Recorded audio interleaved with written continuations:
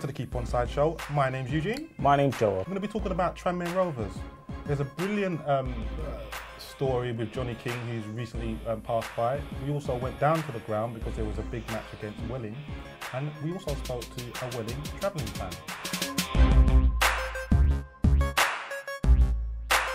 He was alive from 1938 to 2016, and obviously he was just responsible for probably their most successful period in their history.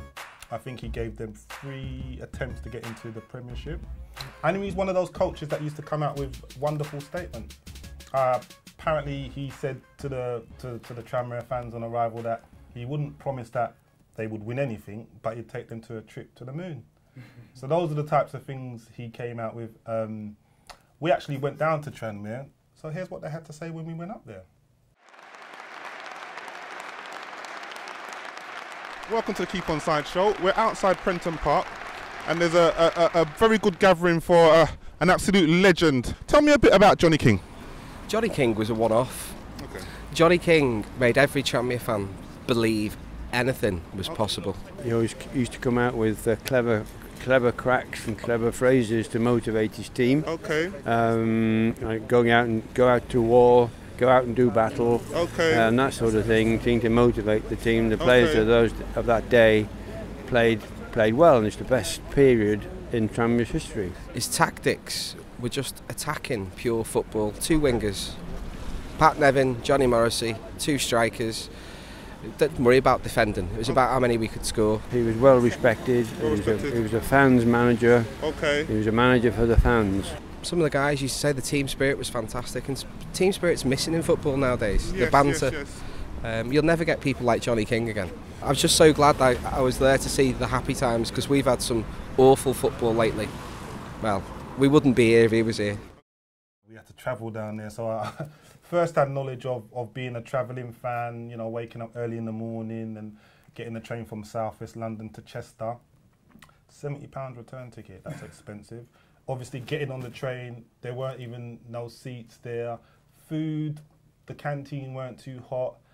And so, you know, it's you get to a game, and before the game's even started, you're kind of fed up by the whole journey and everything. So just me going through that on the 2nd of April made me realise what a job travelling fans do week in, week out.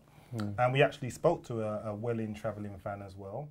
I set off by car yesterday, got stuck in London, gridlock, so I went back home into Sussex and I abandoned that, and I came up by train today. So yeah, quite a long journey. Okay. Well, I've travelled today from South London. I'm sure I'm not as travelling around football matches like yourself. It cost me £70. How much did it cost you today? The train's 94 return, yeah, which is a fair bit, but then you spend quite a lot on petrol. Also the travelling yesterday, so much gridlock, 3 hours in traffic jams, I could do without that.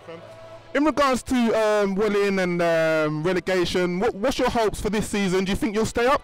Well, it was looking very bad until a couple of weeks ago, but now 3 unbeaten, 2 wins and a draw. You never know. We have done last day specialists before, but you never know.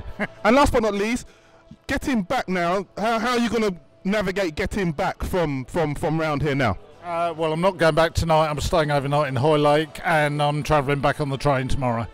Well, I'm sure you'll have a better evening now that Welling's won, and I hope you enjoy your evening. Keep Onside show. Yes, Welling, yes! Obviously, just like to add to, you know, Eugene's take on Tranmere, I've always recognised Tranmere as a football league club. Yeah. You know, it's a bit sad that they've obviously fallen down the tiers, and they find themselves in the Vanarama League. Yep.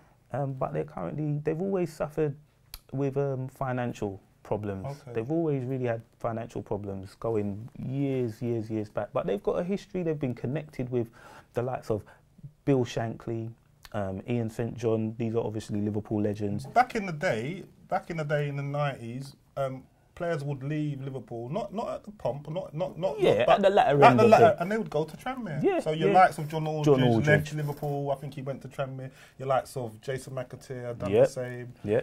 So it has been a massive fall from grace when you take into account their rivals are probably going to be like Chester City now compared to your Liverpool and Everton. It just shows you how far they've fallen. But look at the stadium you were sitting in, Hugh. Oh my God! Look at the stadium. Football League. Club. Yeah, well, I remember Tranmere were in the league when the big report in the 90s when all grounds had to become seated. Yes. So when you go to Tranmere and you see like all the seats and stuff, it's a well structured club.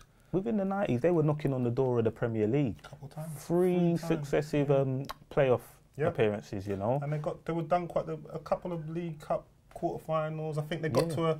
They actually got to the final. They got to a final. 2000. They lost to who did they play? Leicester City. Yeah, Leicester City they lost to in 2000. That was a Vardy-less Leicester City they lost to then. Yeah, so that just shows you.